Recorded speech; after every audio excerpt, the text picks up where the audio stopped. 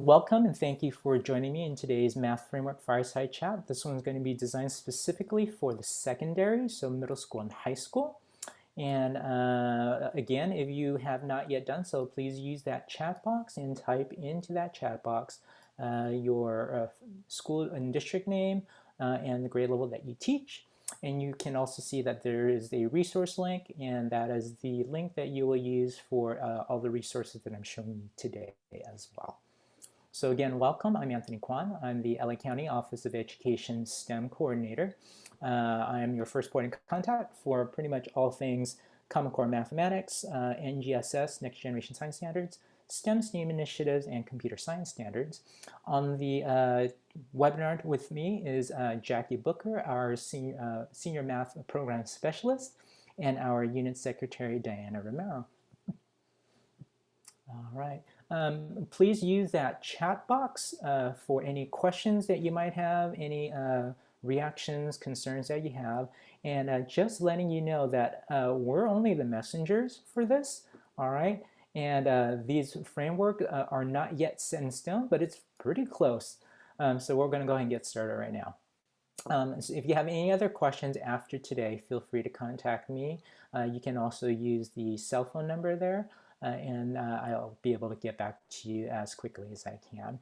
So again, today's topic and objective is really to provide you with the overview and the importance of the development of that math framework, provide an overview of the content that's brand new, and again, how to provide some suggestions to the writers as well as to CDE, the California Department of Ed, as well as how to set up your own deeper dives with your own district teams, et cetera, et cetera. So as far as the importance of the California Math Framework, the framework were designed to provide, again, a guide for how to implement the Common Core Mathematics. Specifically, it's going to provide some guidance on middle school and high school pathways, as well as providing guidance in the implementation of the content standards, as well as the standards for math practices. And then again, it's also providing the criteria that's necessary for the next round of math adoptions. So that's always a fun subject.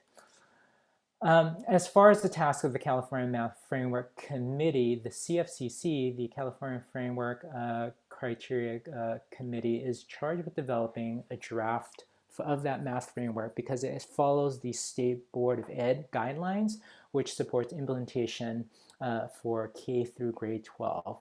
As part of the committee, they have to satisfy making sure that the 7 major guidelines as approved by the state board were followed.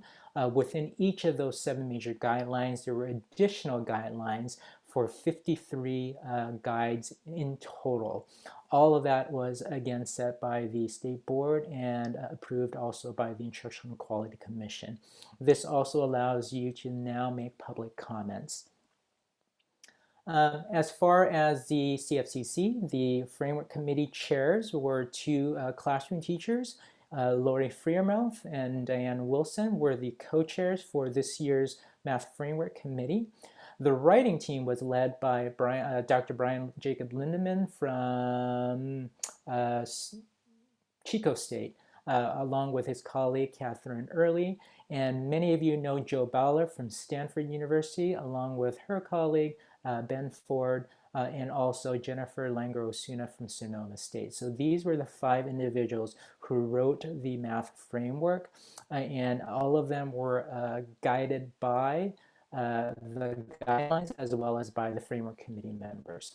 The Framework Committee members also, as you need to be aware of, are made up of 20 individuals. Of the 20, 12 are classroom teachers, so that's about 51%. So by state mandate, any framework committee that comes together, 51% must be from the classroom. So of these, at least when I served on the science framework, the 12 teachers were 4 elementary, 4 middle, and 4 high school. And I believe that this framework committee pretty much had the same makeup of 4 elementary teachers, 4 middle school, and 4 high school. So if anybody says that nobody on the framework were practicing teachers, that is a complete and utter lie at this point. So the other 8 individuals are from county offices. They might be representative organizations such as California Math Council, et cetera, as well as university professors from the TEP programs. Okay, so that's who the 20 members are. All right, so here's the important timeline that you need to be aware of.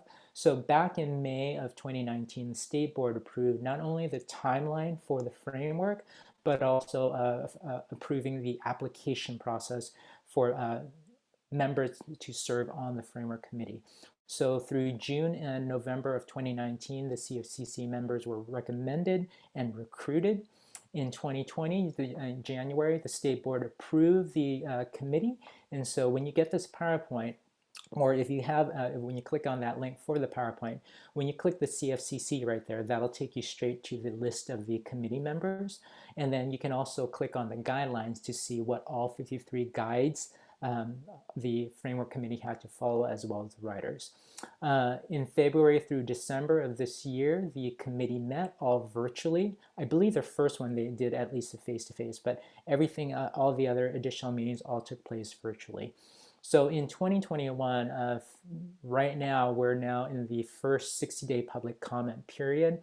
And then once this period is done, all of the comments that you make are going to go back to the State Board.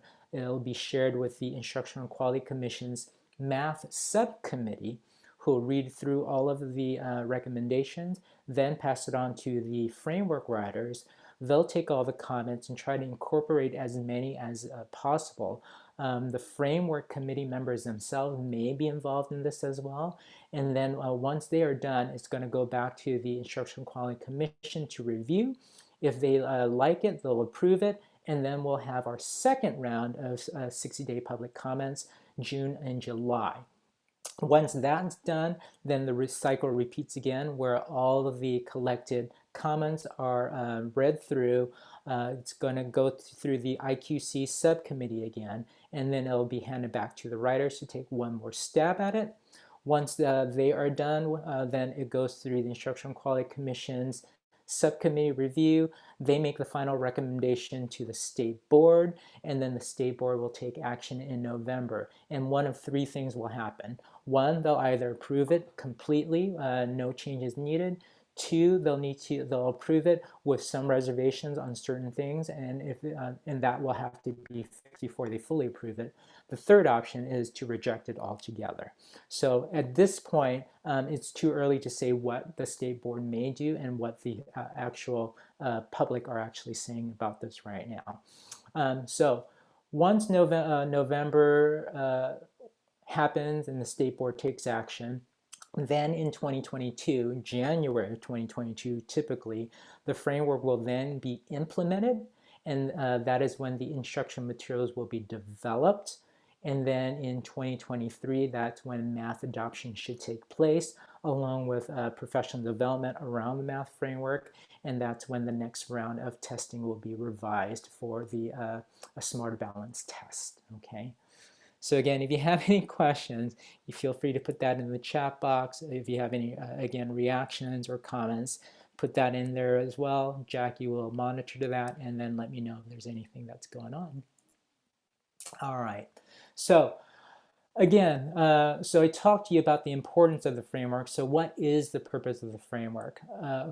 According to Ed Code 60200, the major reason why we have a framework is not only for the guidance and implementation of the new standards, but it's also because it requires instruction materials for grade 8, K through 8 to be adopted at least every 8 years. So in order for a new state adoption to take place, we have to have that curriculum framework revised. So for many people out there, there wasn't the realization that the current adoption that we have was tied to not the current framework, but the previous framework. So that means that the instruction materials that you have all adopted are only partially aligned to the Common Core. So it's aligned to the standards, but it's not aligned to the framework, which is supposed to guide all of our implementation. So that's one of the reasons why it's crucial that this framework gets approved, gets a redone, and then so that the next round will be fully aligned to Common Core. Okay.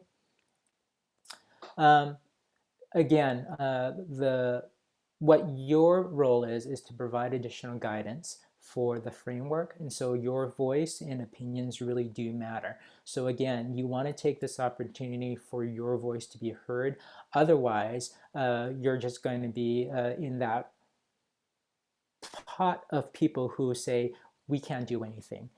That's not true. We always give you an opportunity to voice your opinion. So again, provide helpful suggestions to the framework writers. That is your job during this 60-day public comment period. Let's go ahead and talk about what's new and different from the 2013 framework. So as far as the major additions, there is definitely an emphasis on access and depth rather than remediation or acceleration. There's going to be a heavy emphasis throughout the entire framework in terms of language around equity engagement. You're also going to be hearing about these new paradigms in terms of big ideas via the mathematical practices. You may have heard something about content connectors and drivers of investigation as well. And so I'm going to go into a little bit of detail of that later on. There's definitely a whole rehash and redo of the high school pathway for mathematics. And what is really exciting is that we will actually have progressions of learning across the different grade levels that are added, and it's consistent now as well. Okay, but again, more information on that later on. Other major emphases is that there's two brand new chapters here that focuses specifically on content. In this case, number sense and data science. And then there is a third chapter which is really focusing on the standards for mathematical practices.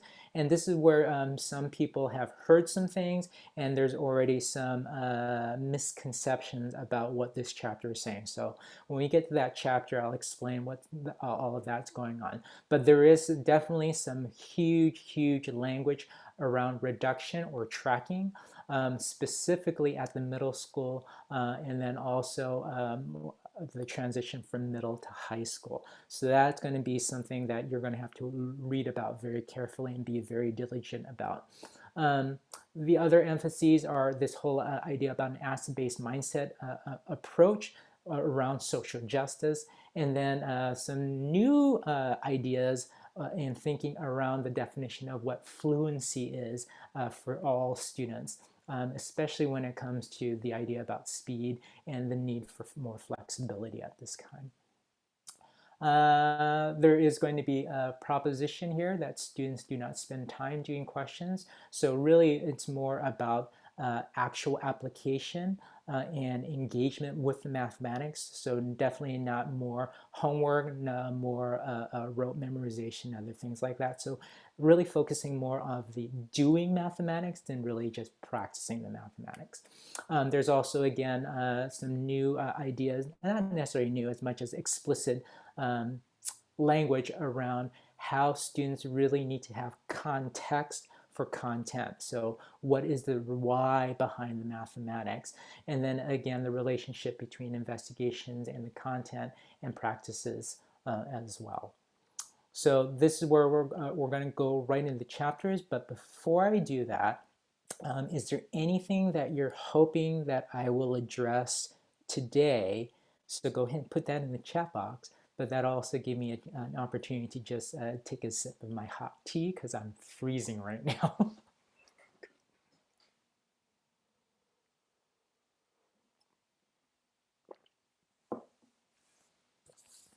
Okay, so I'm not seeing anything in the chat box. All right.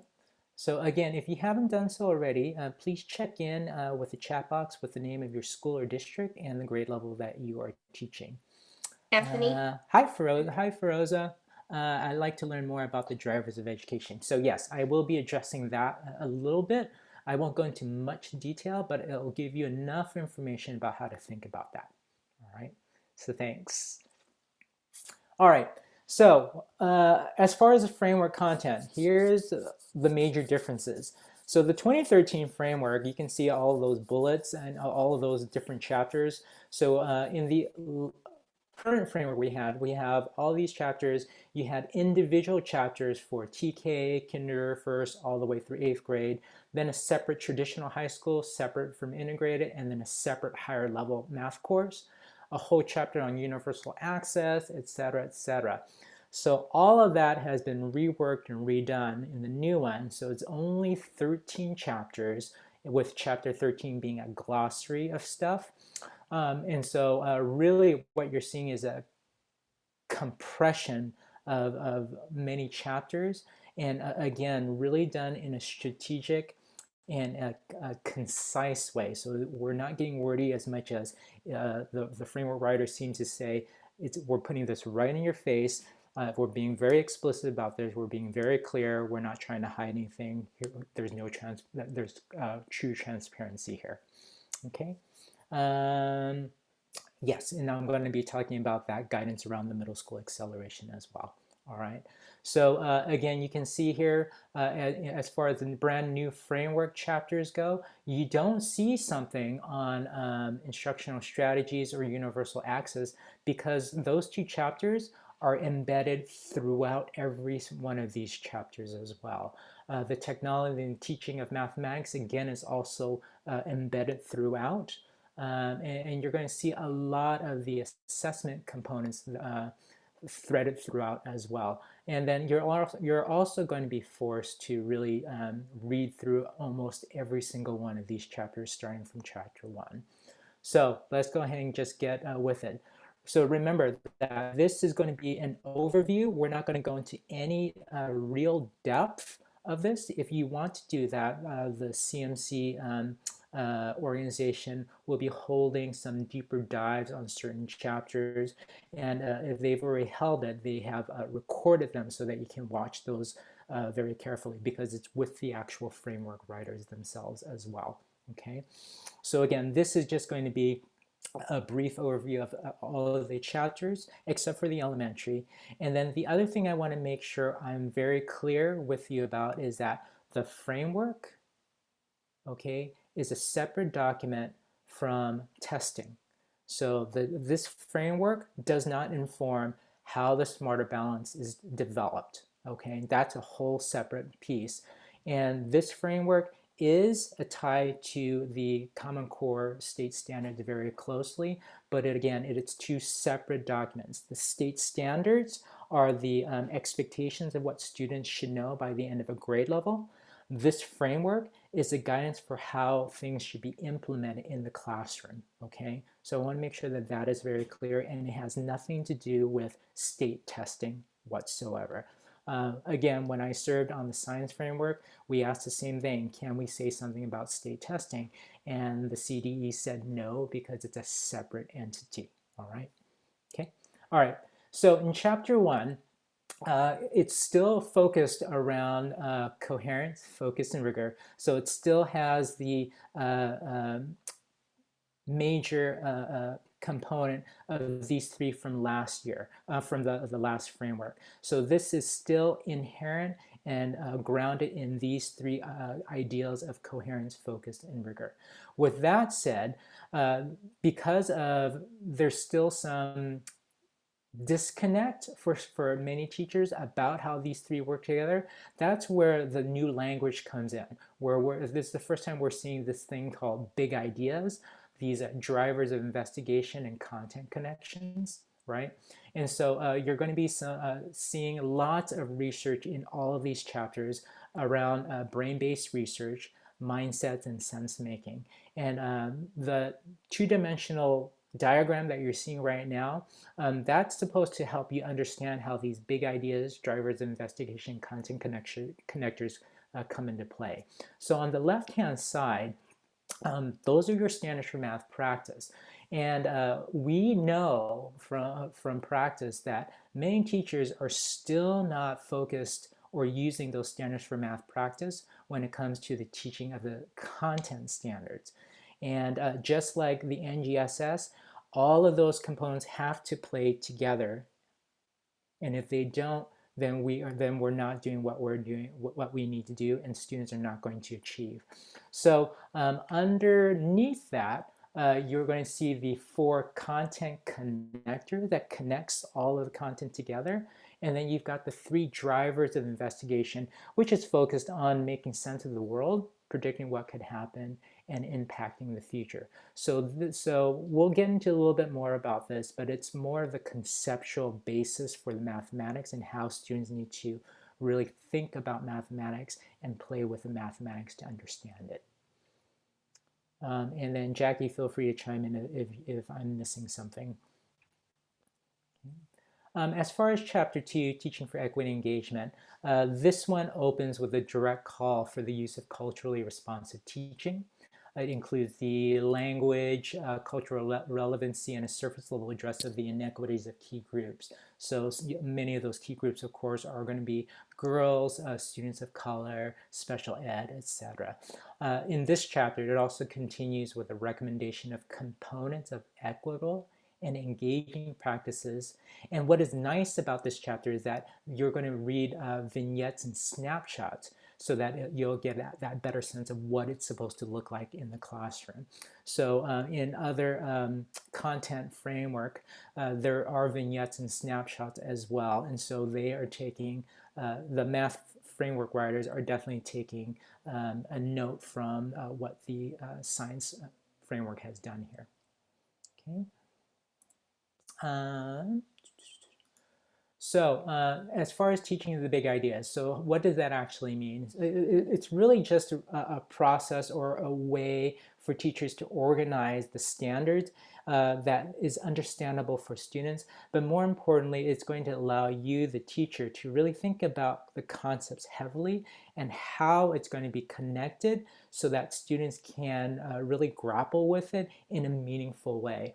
So the approach of the big ideas allows time for students to really explore the fundamental ideas that links the standards for math practices to the content standards. In the same way, the content is actually going to be taught and learned. And so again, the big ideas allows for a more coherent approach. And again, this is coming from research. So if you want more information, you can definitely read up on Jo Bowler and her colleagues' work from What is Mathematical Beauty here. Okay. So that's really all about Chapter 2. In Chapter 3, this is really fun because this is the first of 2 chapters, as I said, that's devoted to exploring the development of particular content areas. So number sense is a crucial foundation for all later mathematics, and it's also been the early predictor of mathematical perseverance here.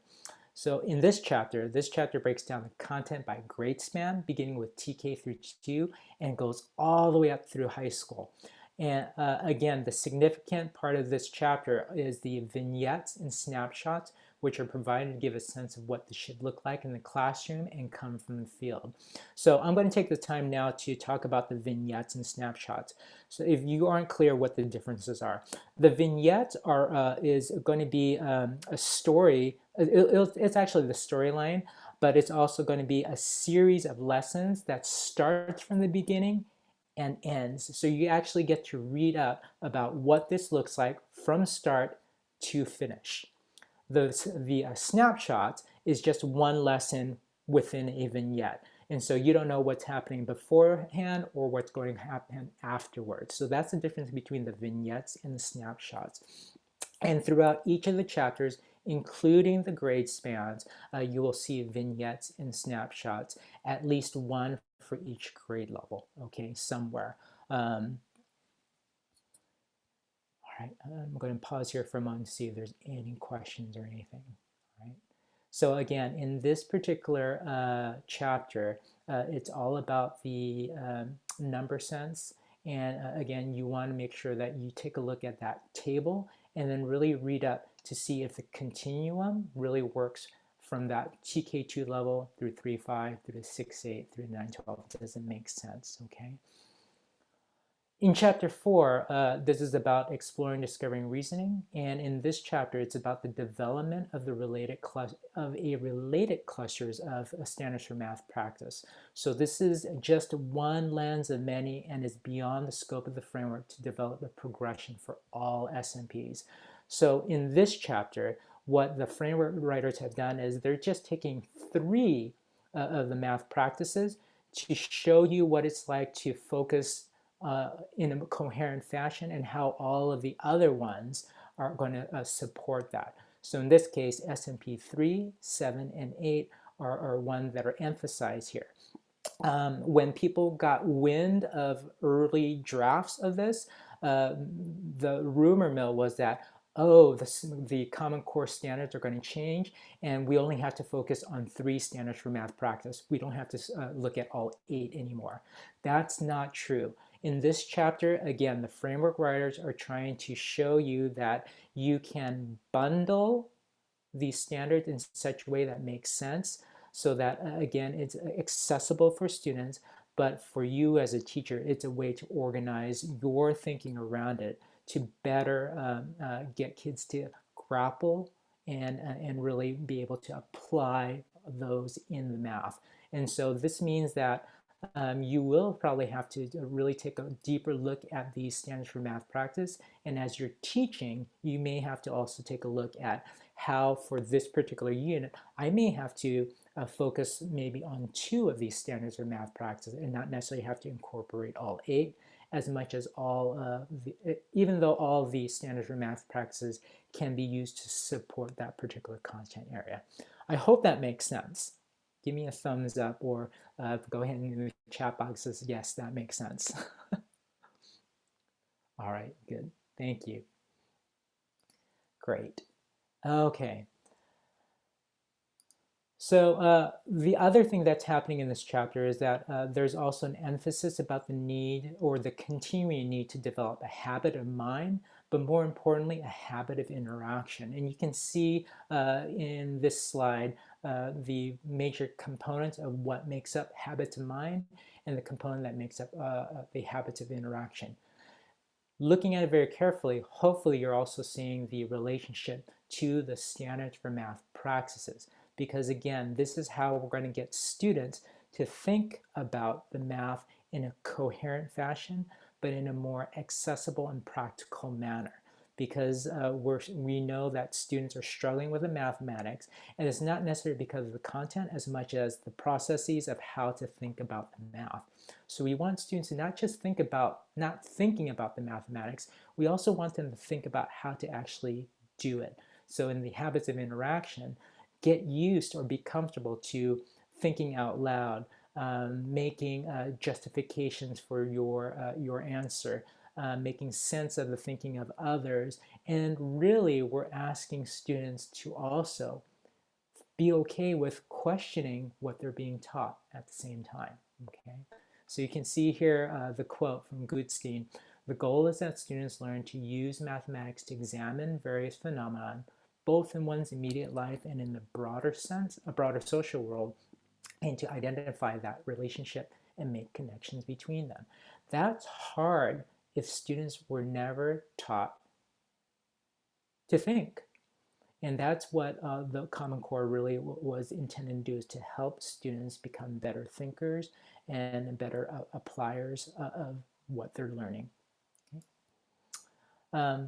This chapter also talks about a disconnect. In this case, this is where the research is calling out past practices of high school math teachers over a course of decades. So this chapter is going to provide the research as well as the examples of what's going on. So here in the disconnect is that higher order math teachers, high school math teachers, they give a greater credence to just making sure that students are exposed to as much math as possible. Whereas post-secondary math instructors, we're talking about the professors at the UC, CSUs, community colleges, etc. Post-secondary math teachers give a great importance to making sure that students understand the fundamentals. So the message in this chapter is that students entering college only have a superficial grasp of the procedures and little conceptual framework. Again, that's going to be a huge kind of a slap in the face, but it's also something that many educators across the state as well as the nation have been trying to really say to teachers that we can't be focusing on just breadth. We need to really go into depth and really focus on the basics. So that is something that high school teachers, you're really going to need to think about as well. If you happen to be a coach or an administrator and you're on today, this is something that you're going to need to grapple with as well. So when we get to the high school chapters and middle school chapters, prepare yourself because it's a doozy. It is a doozy here, okay? All right. So chapter 5 is all about data science, and we're actually very excited about this. Many people are so excited about this. So this is the second of 2 chapters that's devoted to exploring the development of particular content areas. And over the last decade, there has been a huge increase on the emphasis and need for data and understanding how to use it. In fact, this is now an explicit career pathway, which makes sense in a world driven by data. As a result, this is equally important to every child as they learn to be part of a global citizen in the 21st century and beyond. Again, you can see here around 1.7 megabytes of digital data were created and stored every second for every person on Earth in 2020. As a result of that particular statement, what you'll find in this chapter is that they will be addressing the principles for data collection, and that is consistent TK through 12th grade. But more importantly, it's going to be a focus around data manipulation and analysis, and really a need for inference, and really understanding what inference means in a mathematical sense. But more importantly, how students need to interpret and communicate what that data is saying. So again, a really huge to do here. So just to let you know, the chapter also opens up with a huge explicit, this is still a major piece in revision, so it's a work in progress. But again, the chapter is going to focus on data literacy and data science and the types of experiences that students need to have. But it will also talk about the transitions from PK, so pre-kinder, kinder 5, 6 to 8, and 9, 12. But again, the message here is that all California students should graduate from high school with data literacy and options to learn an introduction to data science. So that's another piece for the high school folks as well as the middle school folks, in the sense that we need to be teaching data science right now, okay? Again, more information to follow. So here's the big highlights from chapter 7 and 8. Chapter 7, the middle school, chapter 8, high school. And notice here, I just said chapter 7 for middle school, chapter 8 for high school, okay? For all chapters, all grade span chapter will contain, again, a vignette, and I talked about the vignette already. I already talked about the snapshot. What you're also going to find in the examples are the use of real-world connections for math use in the form of the environmental literacy initiatives. So that environmental literacy initiative, you're going to find not only in that, it started in the history framework, but continues in the science framework. It's going to be here in the math. It's going to have a direct tie-in with ELA, the ELD framework, as well as all subsequent content frameworks from this point forward. You're also going to notice that in this particular math framework, there's going to be explicit language coming from the ELA, ELD framework, as well as the Next Generation Science Standards framework. So again, the implications here are that all of the content frameworks will be able to connect to one another. They are no longer going to be in separate silos. Students have to understand that all the content that they are learning all work collectively together. So that is a huge piece right there. Additionally, all grade span chapters will contain the users, the use of drivers of investigation. So each of them will explain the whys in the middle school and the high school. It will also tell you the how. So the drivers of investigation really is about the why of the learning, whereas the content connector is the how do you do it.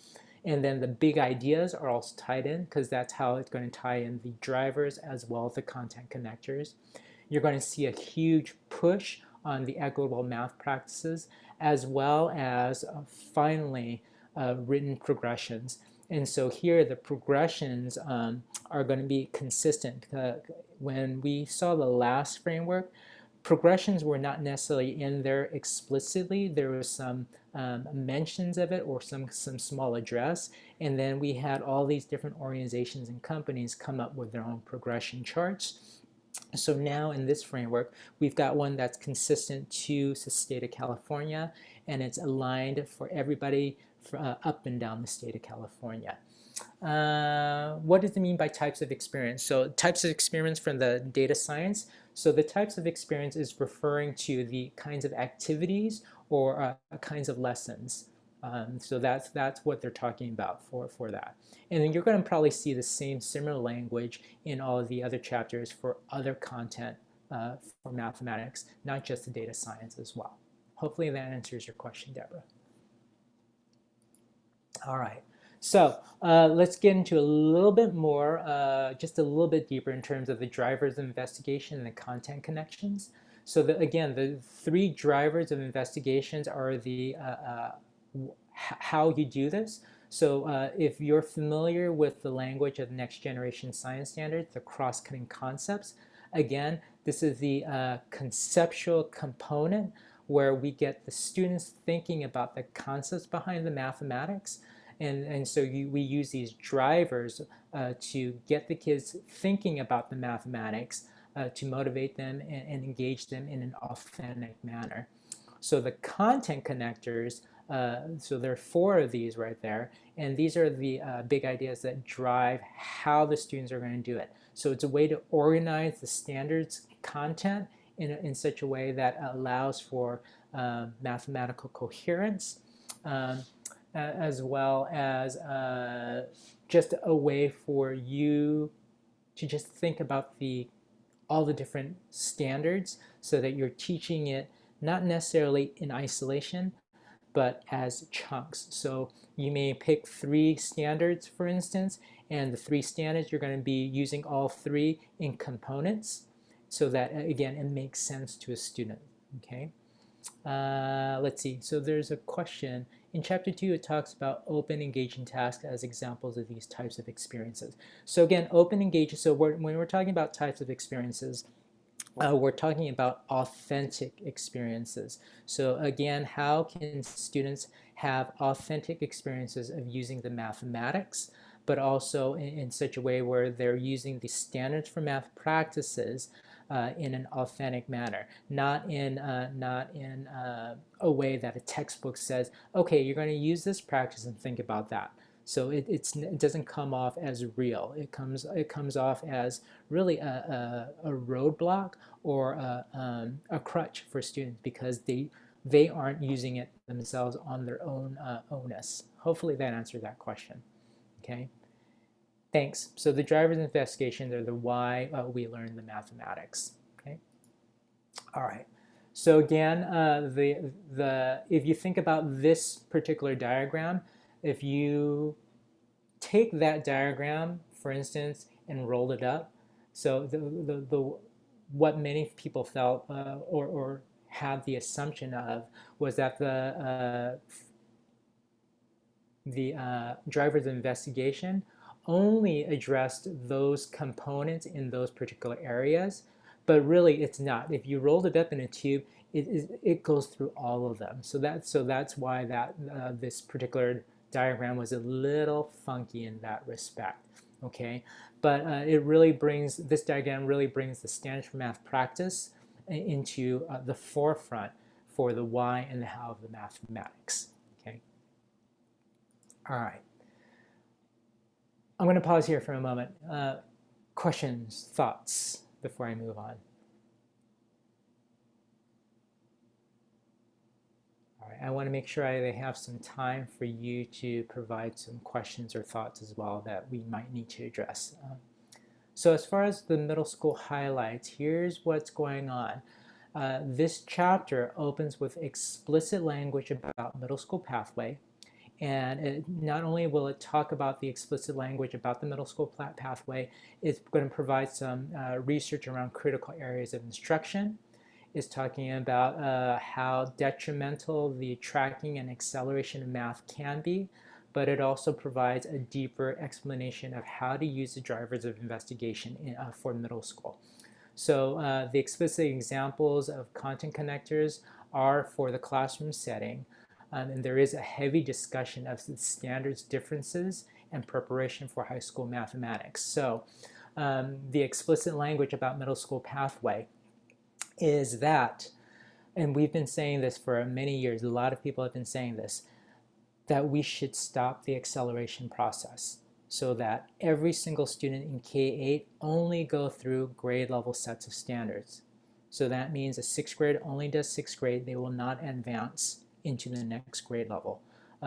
So for instance, right now, this would be an opportunity to take the recommendation of the framework to heart, because if you are going to try to accelerate a seventh grader or a sixth grader just so that they get into eighth grade geometry, we're talking about students who are still, because of what happened this year, behind. And so now, I mean, if you're talking about a sixth grader trying to accelerate them to a geometry, we're talking about 2-3 years worth of materials that they have to get. And so in this chapter, you're going to see read up and get the explicit clarification of why the eighth grade standards were written the way they are. And it's because the eighth grade standards, the Common Core grade 8 standards, are indeed Algebra 1 standard, but that is not the current understanding. The current understanding is that the Common Core grade 8 is only hitting a handful of the Algebra 1 standards. That is not true at all. We've been saying this for many years. The Common Core grade 8 is heavy in Algebra 1, and because of that particular lack of understanding, students were struggling when they got into the true algebra, the high school version of Algebra 1, and not doing well because they were accelerated. So we have, that's one of the major components there, is that the explicit language about stopping acceleration. The other one is to stop tracking as well. So that, I just want to let you know, that's what's in that particular chapter. I'm not going to go into more details other than that's what you're going to be looking forward to reading in that particular chapter. As far as the high school pathways, in the high school chapters, it opens up again with research from the NAEP and PISA, along with language about the transitions from 8th grade into high school. It also again provides clarification, again addressing the misinterpretation of what the grade 8 standards are and the acceleration practices, and how unproductive it is for students going into high school. So it is talking about exclusionary math, and really needing to focus on the essential concepts here as well. So in this particular chapter, there's refinement around the guidance of about the integrated pathway versus the traditional pathway. So again, it's using research-based references when it comes to talking about what the integrated pathway does versus what the traditional pathway does, okay? And then there's descriptive progressions for the high school. So again, what's happening at the middle school and what needs to happen at the freshman level, sophomore, junior, high school level. Again, providing through the clearer language and expectations of how the drivers of investigation and the content connectors are used at the high school level. All right. So this also means, as far as the pathway, because they're talking about, again, not to accelerate. So many of the pushback that I'm hearing right now is, well, how about calculus? The students will not be able to get into calculus. Well, here's what's going on here. In this particular chapter, they are suggesting that all freshmen and sophomore all have the same or similar experiences. So that means that no freshman or sophomore will accelerate. So, and in spite of it all, there's still room for calculus in year 3 and 4 at the high school level. Again, that's what I want you to be aware of. There has to be a common freshman sophomore experience, but it's still going to allow for broad options of study for juniors, so they can still meet that 4-year requirement for the UC CSU system. And that also includes that whole data science as a 3rd-year math option here as well. Okay. So for high school teachers, this is something for you to, again, grapple with and think about. So right now, can you really say that students have a solid foundation for the following year? Okay. And so if you think they are, okay, enough said, all right. I'll just leave it at that. So getting back to that whole middle school pathway to acceleration business and the high school as well, the message is very clear and explicit about needing to not necessarily stop the practice as much as definitely slow it down, but it is also an address that we know that a small portion of students will be able to handle it. But again, when we're talking about the mathematics, especially when it comes to the framework, it's addressing all students. So the framework is addressing all students. So that means that for a majority of the students, acceleration is not the best pathway for them.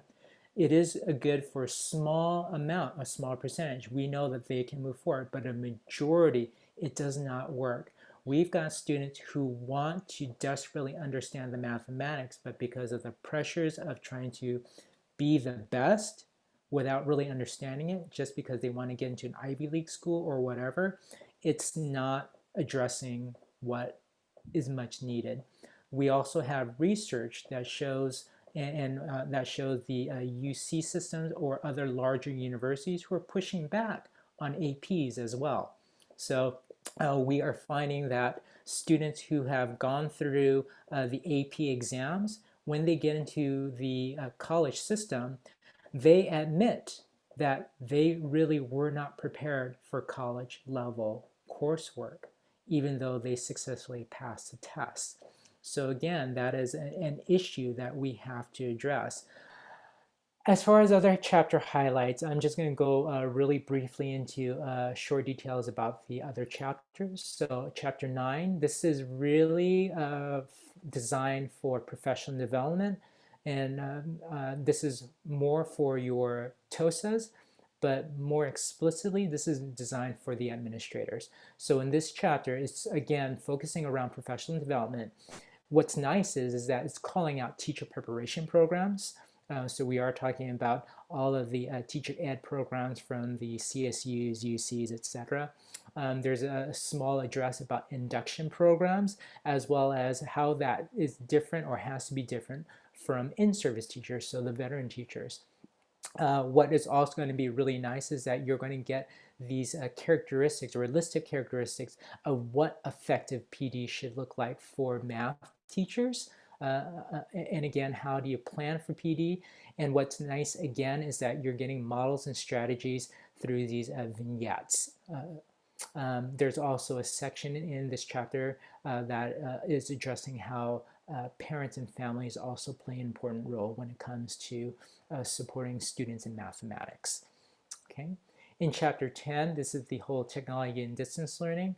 So what's really nice about this chapter again is that it's providing you with a clear explanation of how technology should be used, especially now that we've gone through this whole year of distance learning. So it's going to provide some common definitions, again, snapshots of what effective distance learning should have looked like and should look like if we need to continue even in a hybrid fashion. And again, providing you with the principles from based on research. Chapter 11 is something that all of us have been waiting for because this is again about the assessment. And when we talk about assessments, again, it's about classroom assessments, maybe district level or school site assessments as well in the form of formative and summative assessments. But if you look at this slide very carefully in the formative assessment, something that many teachers have been grappling with, how do you effectively use standards-based grading? So this is a real good piece to look up and read up on, as well as how do you effectively use rubrics. Again, another interesting aspect of Chapter 11 is that it goes into, again, it doesn't inform how the state test is written, but it does provide you with some more insight about how the state test is done and potentially how that can play out in your classroom in terms of preparation for that. So not teaching to the test as much as how do you just prepare students for statewide tests. Chapter 12 is all about the instructional materials. So this chapter begins with, again, the criteria. There's going to be 3 types of programs that's going to be fully addressing here. In this case, the basic grade level, so we're talking about K through 8th grade, and then specifically Algebra 1 and Math 1. So high school teachers, you may be wondering, why aren't there guidance in here for the high school? So again, these 5 categories of criteria for evaluation is going to be used for the basis for all adoptions, whether it is state mandated or not. So in California, K through 8th grade is mandated to adopt new textbooks. High schools, you are not mandated to adopt, although that is the practice, okay? So one of the major changes or one of the major pushes for, again, comes from what happened with the science framework. Once the science framework was written, all the vendors, instruction material providers, they were all sent an email or a letter that said that they were highly advised to attend a one-day training with CDE and State Board around this particular chapter because it's going over, again, these categories of criteria for evaluation. But more importantly, it's going to talk about the 3 concepts that are critical for publishers here, which is content coverage, which the publishers have to ensure must be fully aligned to both the content and math practices. It needs to cover content depth, which is about the ability of the materials to be used by the teachers for depth, including, again, the use of math practices and its applications. And the third area is content delivery, which is guidance to provide high quality instruction, which is around the pedagogical delivery as well as scope and sequence. So again, it is the state's attempt to making sure that we have high quality instructional materials available, okay? So that is a huge change in what we've seen in the past. And then finally, it ends with chapter 13, which is the glossary, which is all about common acronyms, terms, and tables, all right? Ooh, that's a whole lot of stuff, but I'm not quite done yet because I want to make sure that now you've got an understanding, or at least a surface level understanding of what all the chapters are going to provide. The next step is now thinking about how do you provide the guidance. So in the link that I provided, there is a template for your use as you read through the framework, and it's going to be important prior to submitting your comments, okay? Because when you submit your comments to the CDE, this is what you're going to see. It just says chapter 1 and you've got 1,000 characters. It doesn't tell you what kinds of information it wants you to provide. So that's what this is going to be all about for you right now. So I'm going to give you some talking points, but also provide you with the do's and don'ts when it comes to providing submission or suggestions. So let's just get right into it. As far as the don'ts, don't focus on the typos, all right? All right, because the CDE folks have people that that's their job. The vignettes, the tables, the graphics, anything that's in there, just know that those may not necessarily be changed, okay? Comments should be helpful with suggestions. So your criticisms of, I don't like that, change it, that's not helpful to the writers. So you want to make sure that you're providing language for them. The order of the chapters are not subject to review or is not necessarily subject to change. Again, the diagrams and other illustrations, so it's there for a reason. I want to make sure I repeat this. Diagrams and other illustrations, again, are not necessarily subject to change. And then if you feel that the number of pages, that's too much, that's out of your hand as well, so you can't do anything about that. But what I can tell you is that this particular framework is indeed shorter than the current one that we have. All right, as far as the do's, this is what you do want to make sure you think about. Be sure that your recommendations for changes are aligned to the context of the framework. Advise the writer that a sentence or paragraph is unclear. And if it is unclear, it's actually more helpful if you could provide the language for them. Suggest an item to add to a table if you really feel that that image or graphic or whatever has to change. But again, provides a justification for anything that you have. More importantly, when you make your comments, please be sure that you reference the chapter. Make sure that you also reference the line number. So when you look through the framework, you're going to notice that there's line numbers. So line 1, etc. So when you write in your suggestion, line 614 through 630 does not make sense. Here's language that might help clarify this. Or it might be something like so line 614 through 630 does not make sense. Is this implying blah, blah, blah? All right, those are the kinds of suggestions that the writers would really appreciate, but it's also helpful as well because that provides the context for why something needs to be changed. As far as who reads the comments, again, all the comments are going to the CDE, who will then send it to the IQC, and the IQC will then send it to their subcommittee, the math subcommittee, who will then take it, give it to the lead writers and the writing team. And then it goes back to the IQC for their approval so that it comes back out to us, okay? Now, again, as you read through the framework, again, it is equally important that you have the right lens as you make your way into the documents. So here are some guiding thoughts or questions, and I promise you I'm almost done here. So the first one, the California Math Framework calls for explicit instructional shifts and paradigms. So as you're reading through the chapters, does the guidance adequately support the standard for math practices? What do you consider the strengths and weaknesses? And what would you like to make sure that they keep in the draft, okay? The California Math Framework includes the big ideas, drivers, content connectors, vignettes, snapshots. Does the draft math framework help teachers develop the variety of expertise to translate equitable math to classroom instruction? So the questions, how would you improve upon the examples in the unit sequences?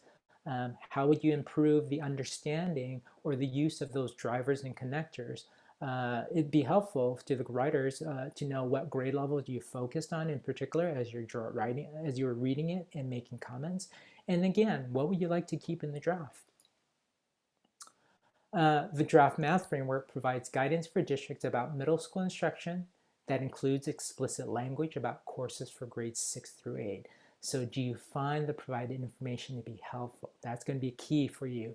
What suggestions for improvement would you make? Again, what would you like to ensure the writers keep as they go through their next pass? Same thing for the high school. Do you find the provided information to be helpful? Again, are there suggestions for improvement? And again, what would you like to keep in that, right? Finally, we got something around access to standard-based curriculum for all of our subgroups. So does the math framework writers, is it done successfully? Again, improvements, what kind of improvements need to be made and what kinds of things should be kept. As far as the assessment, does the draft framework does as well in terms of provide supports for effective student assessment. Again, how would you improve it? What would you like to keep? And then as far as the equity, does it do well? Same thing. How would you improve it? What would you like to keep? And then finally, is there something that's missing that should be included? So again, make sure that you provide those suggestions in that text box. All right. As far as your next step, should you want to do this, is how do you have your own framework party, right? So one thing that you may want to think about is who's going to be responsible. If it's going to be you, if you're going to be the point of contact, will you have support by the district and will be also supported by other teachers?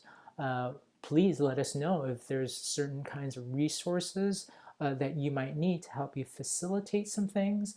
Some of the logistics, of course, is who's going to contact who, should all the submissions be done individually, or do you want to just submit a group submission as well? So those are kind of some of the things that you want to think about.